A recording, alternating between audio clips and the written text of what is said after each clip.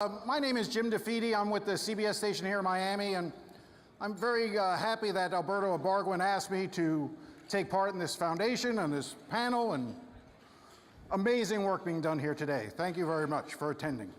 I have the honor of introducing Grant Oliphant, president of the Heinz Endowment. I was going to try to make a joke about ketchup slowly coming out of bottles, but money flowing from the endowment. Never heard of it. I'm still working on it. Now, Grant has been a positive force in philanthropy and public service realms for nearly 3 decades. He's written and spoken extensively on issues of equality, race, social justice, and has been a strong and effective advocate for the critical role of journalism and media industry entrepreneurship in local communities nationally. He's developed a widespread following for his podcast, We Can Be. A former journalist, Mr. Oliphant previously served as press secretary for Senator John Heinz, and for nearly 20 years held senior management posts with the Heinz Family Foundations. And I would be remiss not to acknowledge his father, Patrick Oliphant, the Pulitzer Prize winning editorial cartoonist whose work is just phenomenal. So without much further ado, Grant Oliphant. Thank you very much. Thank you, Jim. Thanks. So thank you, everyone. I want to start off by saying there are a lot of heroes in this room for me. Journalists who are doing the hard work of telling the stories of our society, librarians who are creating meeting grounds for that society to come together and to learn together, foundations that are working in this complicated space that I've frankly come to think of as the whole Knight package. You know, the package that the Knight Foundation has put together around libraries and information and media and journalism and engaged community. And so I want to thank all of you in this room who are doing this work, and I especially want to single out Alberto before I forget, and the Knight Foundation, if you would give them a round of applause.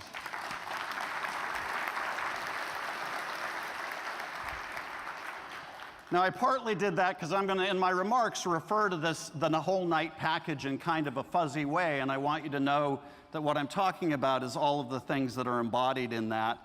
And I apologize in advance. I just got back from Australia, and if it appears that I am jet-lagged, I am. Worse than I've ever had in my life. This is the first time I've been back to Australia since I was 10 years old. So do the math, it's a long time.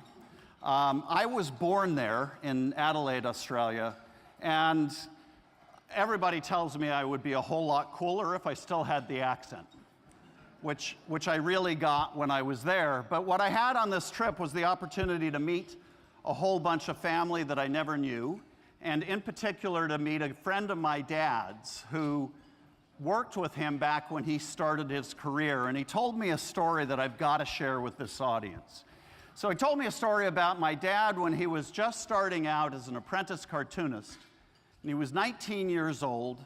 He was working at his very first newspaper, and within the smallest amount of time imaginable, managed to get into an argument with his boss. And it must have been a doozy of an argument, because his boss declared that no Oliphant cartoon would ever again appear in any publication that he controlled. And what I love about that story is that that boss was Rupert Murdoch.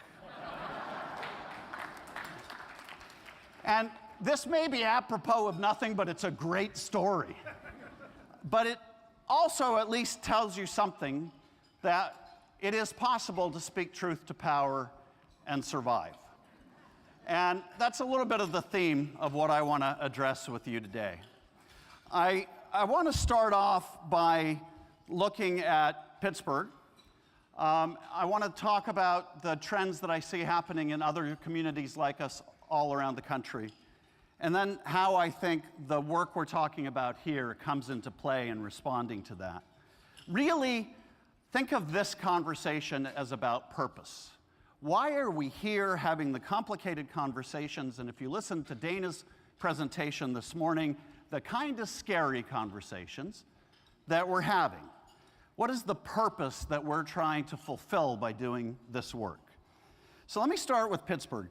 In the last 2 or 3 years, it has felt to me at times like Pittsburgh is at this weird, eerie vortex of cosmic relevance in our country. A bizarre set of things that has happened in the community, and just to offer up a few, in the midst of the campaign and presidential rhetoric about enemies of the people with regard to journalists, the publisher of our largest daily decides to fire on the president's birthday the paper's celebrated editorial cartoonist, Rob Rogers. I took that one kind of personally. In the midst of the debate about climate change denial and the relevance of climate change on the national scene, the president decides to declare himself president of Pittsburgh, not Paris. In the midst of America's broken conversation about race, a Pittsburgh artist named Alicia Wormsley puts up an exhibit on a sign in the middle of one of the city's urban neighborhoods that says the following: "There are black people in the future." That sign was ordered to be taken down by the person who controlled the billboard because of pressure that she said she got from the community for a message that she said was political in nature.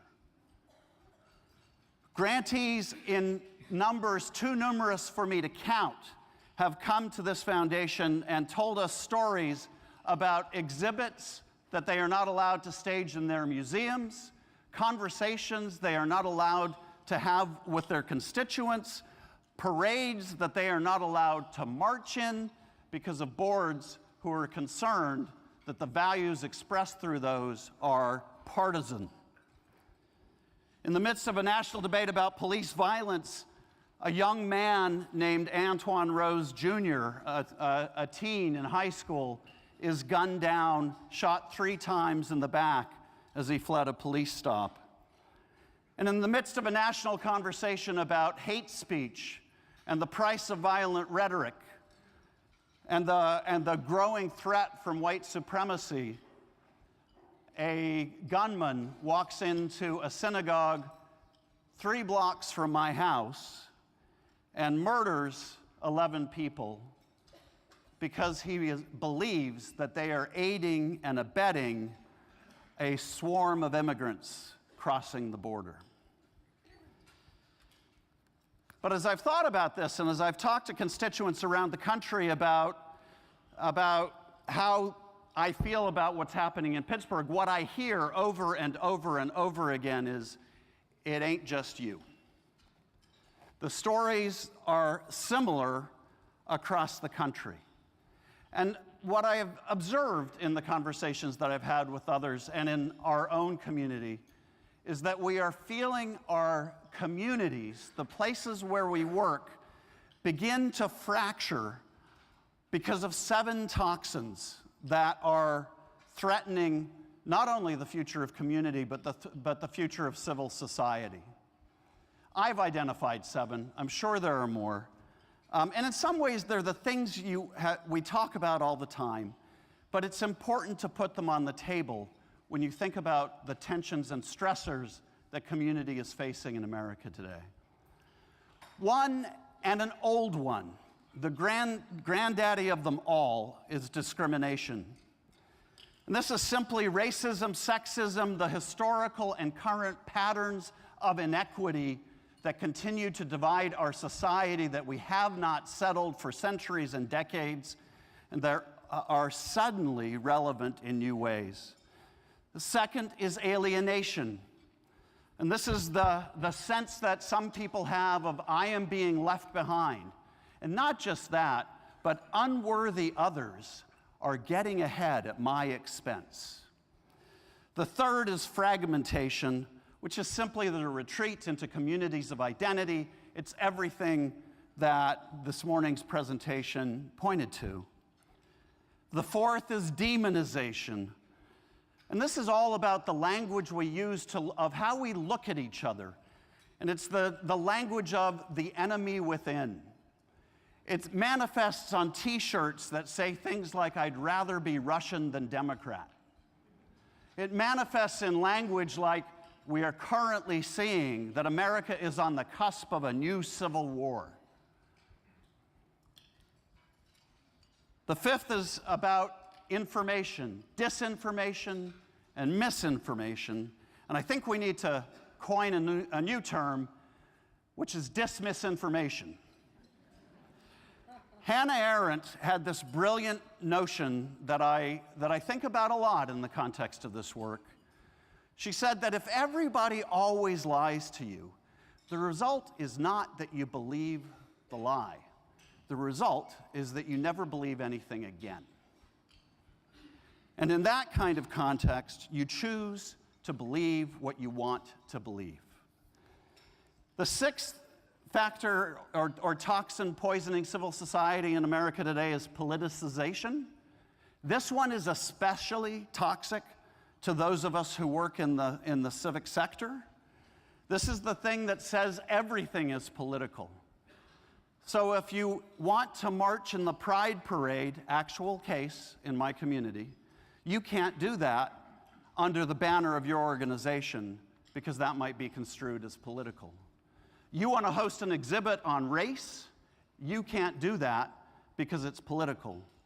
You want to have a sign that makes the really apparently controversial statement that there are black people in the future, you can't do that because it's political.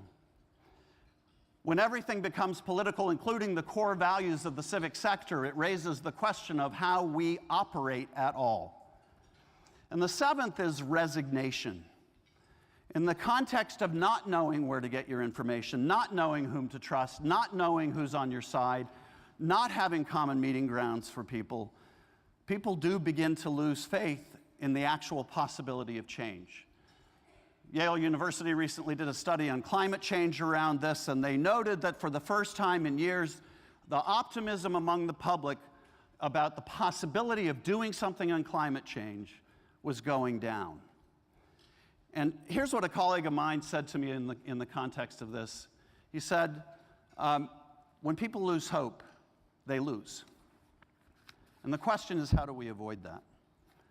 So let me run through 4 provocative propositions for, I think, everybody in this room. And apparently I've got to rush because the clock is going faster than I thought. So, number one, and I really urge you to embrace this, we are not neutral in this struggle. There is no Switzerland in this struggle. On the table right now, be it because of politics and the way we're doing politics at the moment, or because of technology and changes in society, you can pick your culprit. But as a result, core values are currently on the table in American society. Things like decency, the value of democracy, respect for each other, identification of another person's humanity, equity, the belief that everybody is entitled to a seat at the table, the notion of community itself. The people we purport to serve, and this is particularly for the foundations in the room, the people we purport to serve are vulnerable and at risk as never before because their value is being questioned. As a friend of mine, the social critic Rich Benjamin, said at a conference we held recently, there is no such thing as an innocent bystander right now. So if we take nothing else away from this conversation, provocative proposition number one is we can't be neutral. So what does that make us? The second proposition I'd put to you is that supporting journalism, media, the integrity of democratic systems, the Knight package, if you will, is the moral leadership issue of our times for our field. There's a great quote from Friedrich Nietzsche's Beyond Good and Evil that I've recently come across, and I love to use this because it speaks to the situation. It goes like this. I did that, says my memory. I could not have done that, says my pride, and remains inexorable. Eventually, memory yields. We are in a moment of national forgetting in our country. We are forgetting what memory tells us. Memory tells us that we have committed grievous harms against people based on race, against people based on ethnicity, against people based on being somehow differentiated from the majority.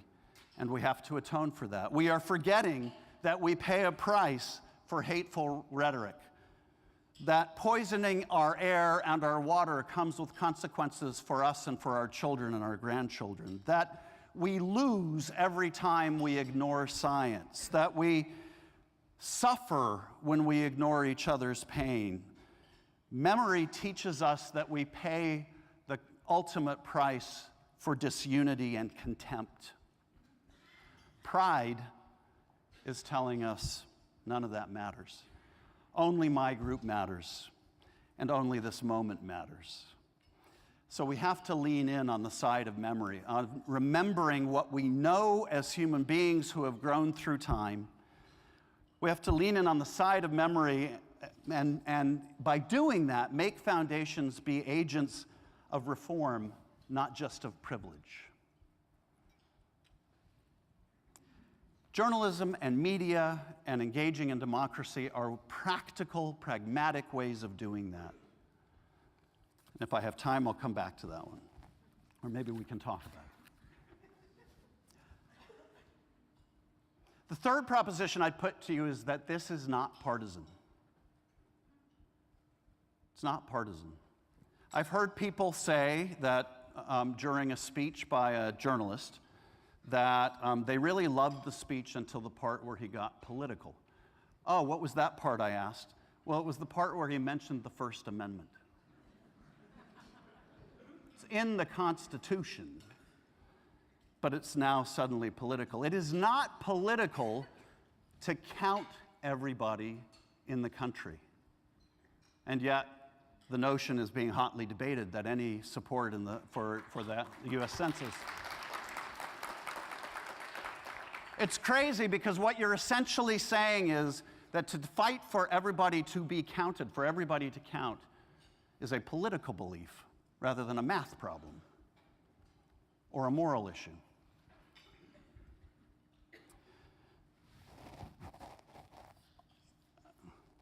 Oh, I know what I wanted to say. So I get worked up over that one, sorry. Not only is this not partisan, it's critical to every issue that foundations engage with, and that I think many people in this room engage with. It is unlikely that America's foundation community is going to suddenly decide that funding media per se is the thing that it wants to do. But there are hundreds of foundations that are beginning to understand across the country that the practical way in is through the issues they care about. We fund environmental journalism because we care about quality environmental coverage. We, in our case, and the Hillman Foundation's case, my colleagues from Pittsburgh, fund other organizations that are more general in nature. But if we recognize that this issue isn't partisan, we can begin to look at the ways in which it advances our work. And it doesn't advance the work. And in fact, if you think about what foundations are trying to accomplish, or any of us in this room, in trying to inform and change society, you can't do it in the context of a society that is being lied to about every issue. You can't change people's minds in the absence of good information about climate or about toxins in the air and the water and so on. Actually, I think it's important to note in the context of this that there is a criticism right now about our field, that we are too much creatures of capitalism, that the wealth that we came from confines us in our ability to work to change society. What's not talked about enough in criticism of philanthropy is whether we're fiercely enough defenders of the democracy that we also come from. There really isn't actually a great example in the world of a thriving civic sector in an oppressive or non-democratic regime. And the antidote to the concerns about philanthropy being not just creatures of privilege, but being advocates of reform, is to fight harder, is to worry less about the capitalism part and fight harder for the democracy part. Finally, the fourth proposition that I'd share is that community is where we must and can do this work. I just want to share the Pittsburgh story in the wake of the two shootings that I mentioned, Antoine Rose Jr. and the Tree of Life. Here's what happened at a high level following Antoine's death. There was an initial bad news report that appeared to immediately suggest he was at fault, suggesting that there were guns in the car, that he was a bad kid. Turns out he was an honor student. But there was an initial bad report about it. But then the truth began to filter out in the community about him and about what had happened. And suddenly the First Amendment began to happen in Pittsburgh. We had a journalist report that got it wrong, and then other journalism that happened that got it right. And protests in the street, not about the stories, but about what had happened to Antoine. And then a community coming together to have a conversation about police violence in our community and the violence that was experienced against black men. Similar thing happened in the Tree of Life case, except that it started off with beautiful reporting. Some of the best writing I've ever seen on a deep emotional level that told the truth of the community that I happen to live in was done in the immediate aftermath of the Tree of Life massacre. Beautiful writing about what the community looks like and how it functions. There were assemblies, as guaranteed in the First Amendment, of people mourning and protesting and trying to express their grief. And then that turned into protests when the president came to town, because some people felt that his rhetoric was partly responsible for what had happened. And that, of course, turned into counter-protests over whether that was a fair criticism. The community, though, overall displayed a capacity to solve its challenge by coming together and have that debate. And they did it on the streets, and they did it in libraries, and they did it in meeting rooms. But they did it. And then, interestingly, immediately after that, there was a backlash from some members of the African American community who pointed out that there was a disparate reaction between what happened in the case of Tree of Life and what happens typically in the aftermath of killings of members of the African American population. And what they were pointing out was that the community's willingness to come together in a robust way seemed more full to them than it did in the cases of their loss. And you could probably dismiss that argument or embrace that argument, but instead what the community did was begin to reach out across those divides. Organizations of civil society like the Jewish Community Center's Center for Loving Kindness, which was created to bridge divides in the community, began actually to reach out to leaders in the African American community, and together they figured out how to have a conversation among the whole community on this issue. And I share that example because the First Amendment, the whole process of what we're talking about in terms of the ability to use speech and just to freely express what you believe, to gather, to assemble, and to use journalism as a tool for all of this, is so often just depicted as a right, the first in the Bill of Rights. But it's also a roadmap. It's a roadmap for how democracy happens. And if we're going to save what we see at risk now, the only way to do that is by resorting to that and following that roadmap. I would just close with this. I'm sorry for being over time, but I'd close with this. couple of nights after the Tree of Life massacre, I did a lot of wandering on the streets that week, and I went up to the makeshift memorial that was situated outside the synagogue. And I read a sign that kind of inspired me. It said, it was in the shape of a dove, and it said, "Strangers together." And I thought, isn't that a beautiful thought?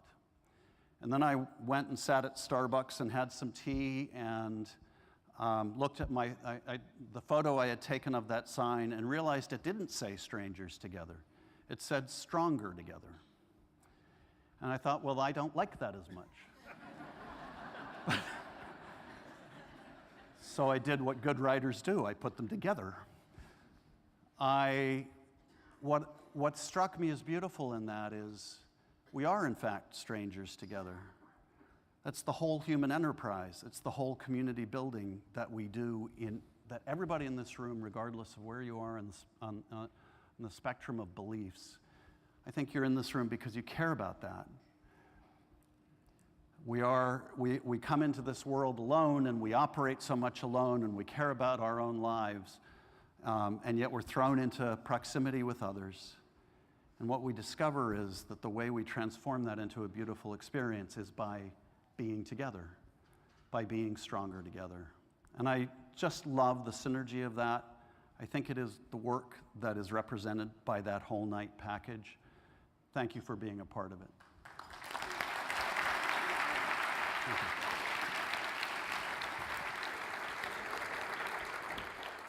So we'll go for about 10 minutes, a little Q&A here, and then we'll open up for questions. But I want to start by sort of picking up on a couple of the themes that you talked about, and sort of push back a little on a couple of things. Man, this chair goes way back. Yeah, that's why I didn't sit back. It would look, yeah. So in funding journalism, yes, through these endowments or foundations, do they run a risk of not having the journalism be taken credibly if the funding comes from a source with a political agenda? And I realize you don't think that there's a political agenda here, but if it's perceived to be a political agenda, either on the social justice front or on a liberal front or on a conservative front, then the journalism that they're underwriting, does that become undermined? So I think we have to get over the idea that people don't hold that suspicion anyway about all media. I mean, that's just, and it's not as though that's new. You know, my first job in journalism was as a copy aide at a newspaper, and I remember how people absolutely tried to deal with the fact that their single largest advertiser seemed to have the ability to whipsaw coverage in a way that nobody liked. And I think it has always been a struggle for news organizations to manage the fact that somebody pays for what they do. And I think the ones with integrity do that by making clear what their boundaries are and then not letting them be crossed. I think foundations that are funding in this space, at least the ones that I'm familiar with, are funding in the same sort of way. We offer money to organizations to do work, but we don't tell them what to cover, and we don't tell them what to do. I will tell you that the organizations I get as a foundation head, the organizations I get the most complaints about from powerful people are advocacy organizations, which are also kind of in this space, and news organizations. And the attempt is to make us step in and play the role of silencing those organizations. And we emphatically don't do it. Does that change the impression, the fact that we fund them, does it change the impression that they're neutral? Well, you know, I think if you're in the news business and you're covering news in sort of an honest way about what's happening, people are going to bring their own biases to it and decide that you're liberal or conservative, aside from the fact that somebody in the background is funding them the way that we are. But I think the way we manage that and have to manage that is to be very clear about the boundaries. I always said that as a journalist, my job was never to be objective. I think objectivity is a false premise. My job was to be fair. Fairness is what all journalism should strive for. Well, and I think, Dana said something this morning that among many things that she said that I loved, and a few that I hated because it's just too scary, but because I realized I am old. But one of the things that her answer about bias was one of the best I've ever heard given. And not to try and recapture that statement, but in my way of viewing it is that in an era where there is an extreme that is trying to define the center further and further and further in one direction, the notion of balance is out of balance. You can't just keep moving over and saying that you're being balanced. What you're doing is being pulled. And I think the position of integrity is not to default to putting up the extreme person, but to have a reasonable conversation. Well, when you say we're not neutral in this struggle, as one of your ways of going at it, that will sound to some people as advocacy for a particular point of view. Well, I would say we're not neutral about whether our democratic system should be preserved. I don't think we should be neutral about the First Amendment. I don't think we should be neutral about everybody in our society having value, regardless of the color of their skin or their gender or any other consideration. You and I were just having an amazing conversation a moment ago where you shared something, if I can, about your program, where you had a guest appear on your program who's a leading politician here in Florida, Speaker of the House. Speaker of the House, right? yeah. Okay. So, and this guy referred to... Well, let's not, I don't want to cheat too much. It's my show on this Sunday. Anyone here this Sunday can tune in and find it. I don't want, but yes, he said some controversial things. Okay, so he said some controversial things. And tune in Sunday at 11:30 on CBS. We stream online too if you're back in your homes on cbsmiami.com. So the term in question was directed at women and as dehumanizing as I can imagine.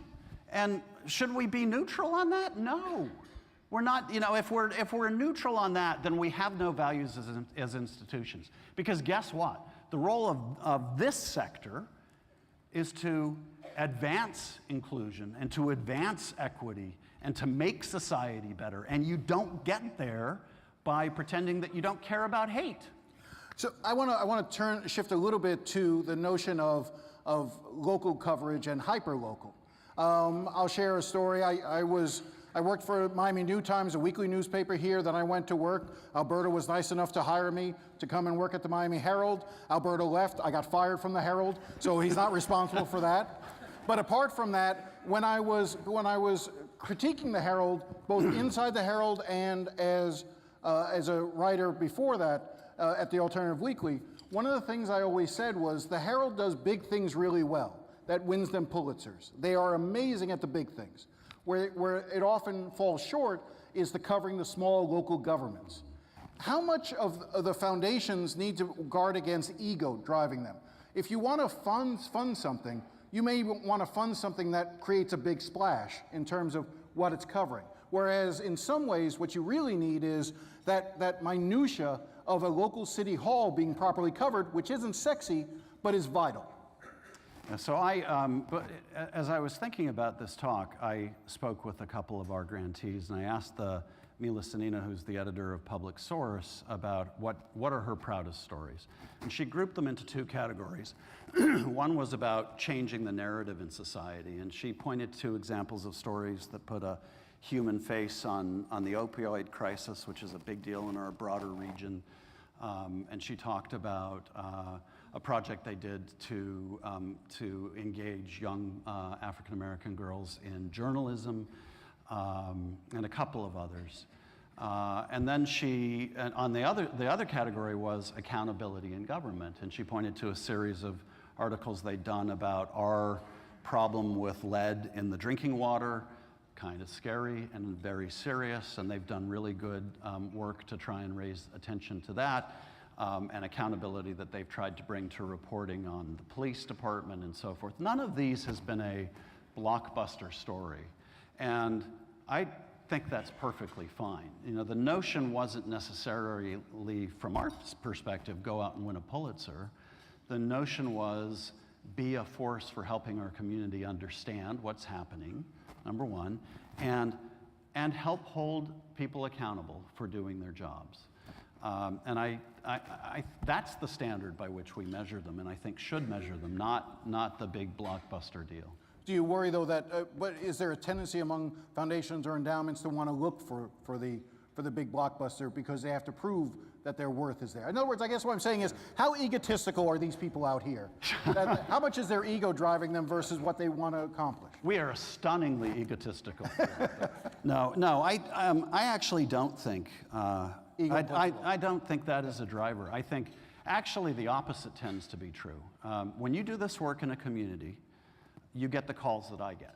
And trust me, the political leaders in a community are the ones, from a foundation perspective, you most need to collaborate with to achieve scale on your work. So if there's any sensitivity that you're likely to be more susceptible to, it's pressure from political leadership than it is the desire for some big blockbuster on the other side. I don't think the driver is, the driver is to influence the community conversation in a significant way. And we'll throw it open to the crowd in about a minute or so, but last question I wanted to ask you, and then we'll start hearing from others. It deals more with the, I just left my head. So let's go to the crowd, and I'm sure it'll come back to me in a second. I'm so glad that happened to you. Who has a question? Questions. We have mic runners in the back. There's a question here in the middle coming your way. If you stand up, it's a little bit easier, sir. Thank you. It's also helpful if you give your name. And let's try to keep it as much to questions and not speeches. Arthur Salomon, Lexington, Kentucky. What has created the divide in our country that can't be fixed? So do that for a minute. Wow. Take a minute for that. Yeah. Yeah, so, wow. I think I have to go now. First of all, I'd question the premise. I think it can be fixed. I think the moment that we're in is what happens when new technology, disruption in society, meets up with a moment of retrenchment against significant social change. The biggest criticism and complaint I have with the very famous quote about, from Martin Luther King about the arc of destiny bending towards justice is that it implies that there is a continuous process of getting there. And if you look at the history of how social change happens, it happens in fits and spurts. You have a few steps forward, and then you get knocked back. There is always movement and a reaction, and we're in the middle of a reaction, and it's aided and abetted by a highly disruptive set of technologies that complicate having a middle ground. So I think that the answer is we have to recreate the middle ground. What technology are you referring to when you say? Well, everything that Dana spoke about this morning. So it's the online world. Gotcha. Okay. Which is changing who we identify with and how we get our news and our information. And I think what we have to do is continue at a community level, because people get it at a community level. And it's very easy to hate people nationally. It's a lot harder to do it when you're around them. And I saw a TED Talk once, and I forget the guy's name. I wish I remembered it, but he had the most disarming premise for a podcast. He built a whole podcast about how he was openly gay and talked about issues in his community, and about how he would get hate mail from people, hate email, and how he would be just showered with this stuff. So his podcast was, he called those people and said, "Why did you say that?" And what happened an amazing number of times is people said, "Well, I don't know, now that you call me." So, where we have an opportunity to do this is at the community level, but we've got to rebuild the ways in which people get together and have those conversations. All right, we have a question over here. Aloha, I'm Sean McLaughlin, Access Humboldt in Eureka, California. I have a question.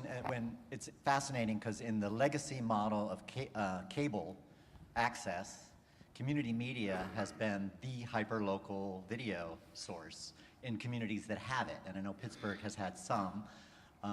And that whole industry is going away besides cutting the cord, the regulatory model is going away. But I'm just wondering, as you're looking for new models, is anybody considering the successes and accomplishments of that whole legacy infrastructure that never quite bridged with mainstream media, or even, journalism hasn't anyway, you get my point. Is we've been covering gavel to gavel local meetings for years, and journalists borrow our stuff, but we haven't really built the bridge between the two. Yeah. Do you see an opportunity there? It's probably more a question for the night team than it is for me, because we haven't spent a lot of time thinking about it. My immediate observation would be, in having watched it, is that it just isn't the sort of thing that people watch anymore. If PD, whatever his name is has 87 million viewers, he's not doing it by showing a 2-hour hearing. And so I think the question of how you make information relevant to a very different audience is one. If that particular approach is going to survive, it's going to have to figure out that bridge to being relevant. And this is the question across the board for all of us, by the way. The models are fully in play now, and everybody gets irritable because we want an immediate solution. I remember a decade ago being in a conversation with Clay Shirky at NYU, where he talked about the imminent demise of journalism, and one of the things he said was, it will eventually be replaced, but it'll be replaced by 17 things, not one thing, and none of them exist today. And boy, was that prophetic. And so I don't know. Wasn't that a long and eloquent way of saying I don't know? Okay, question over here. Go ahead.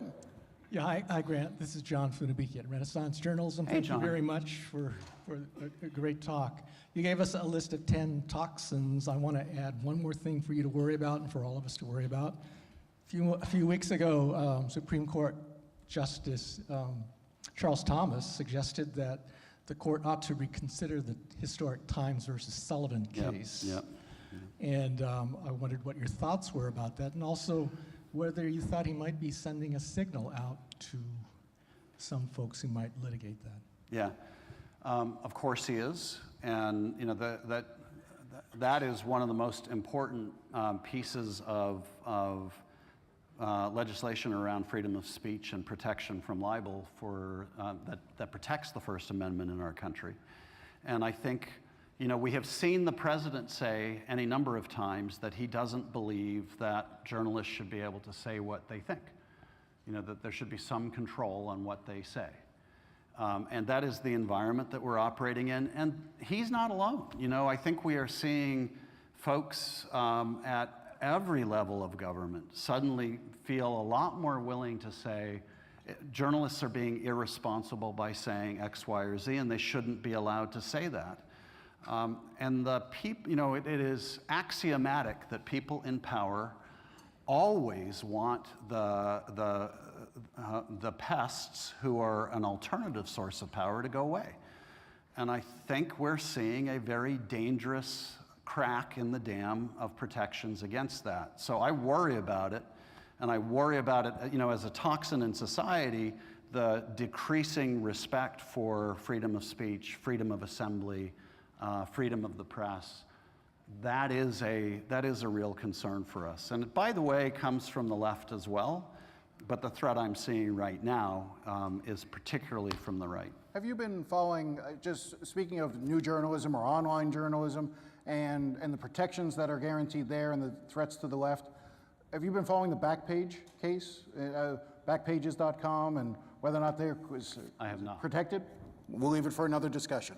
But the question I was going to ask you before, because I don't see any hands up right now, was the time that we're in. We thought, I thought what you would have identified as one of the things going on is we've seen yet another wave of layoffs and buyouts, particularly in those areas that we thought were going to be that some thought were going to be the savior of journalism. The online forums like the BuzzFeeds and and the Daily Beast and the others that were trying to take, okay, we don't need the old model of journalism, we can go to this new online model of journalism, and now we're finding that they're being gutted as well.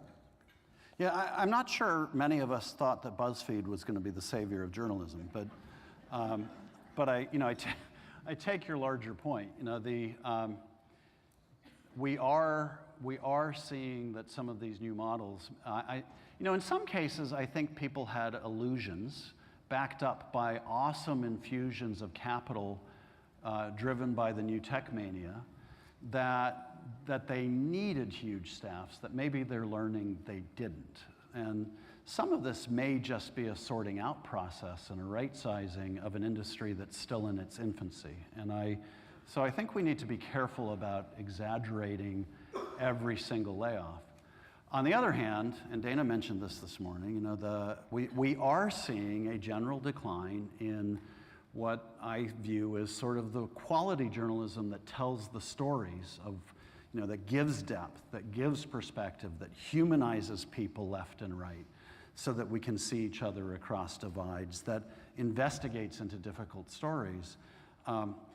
You could lay off 300 BuzzFeed journalists and it wouldn't make a difference in my life. But lay off that number of people from the New York Times, the Washington Post, the Wall Street Journal, it would make a substantial difference in what the nation understands about what's happening in our economy and in Washington. Okay, clearly not a fan of BuzzFeed. No, it's not. I'm not against BuzzFeed. It's just, I'm too often a victim of its clickbait. But One last question. Sure, do we have one? No, for me. Okay. So, did I hear yes? Go ahead, stand up and shout. One of the things that I wanted to ask you about is the democratization of voice. Everybody has been talking about fake news and how it's opened up platforms, and there's been too much of a lack of an ability to filter news. But one of the things that I think that's very important that has come out of it is this democratization of voice. You have people who otherwise normally would not have had a chance to have a platform to speak, to be heard, because of their accent, because of their use of a different type of English, because they're people who normally are not allowed to be heard or allowed to speak. And all of a sudden they have a voice. And just for what you're saying, there's no such thing as an innocent bystander. In a lot of ways, there's no such thing as a bystander anymore. People have an opportunity to take what happens, what they see, and get it out there. And it's changed what we are able to do about things immeasurably. It's made a lot of people. I'll take that as a question. Right. I think I'm so glad you made this point. And if because only she had a microphone, so everyone could have heard her. So the point was about the democratization of media and pointing in specifically to the case of African American media that are giving exposure to voices that often in the past weren't given that exposure. And I actually think this is part of the good news story that isn't being told right now. We tend to view all of these changes as so dire and negative. But this process of putting the ability to give expression to people who never had that ability before is huge. And it's particularly, we see it unfortunately being leveraged really well by, in the scary cases that Dana mentioned, by the anti-vaxxers and so on. But in Pittsburgh, we fund an organization called One Hood, which works on giving voice to young African Americans in the community through rap and through the use of media. And one of the things they've started is something called an Artivist Academy, where they're actually working with young members of their community to combine their skills in art and in the use of media. So storytelling and media, and then combining that with activism in the community, and that sort of tool that sort of capacity didn't exist before the changes that we're having now, and I think it's something to be celebrated, and that's one of the other ways in which we can invest in this work. All right, I want to you. thank everyone. Let's give a round of applause to Grand Oliphant. Thank you very much. This is great. Thank you.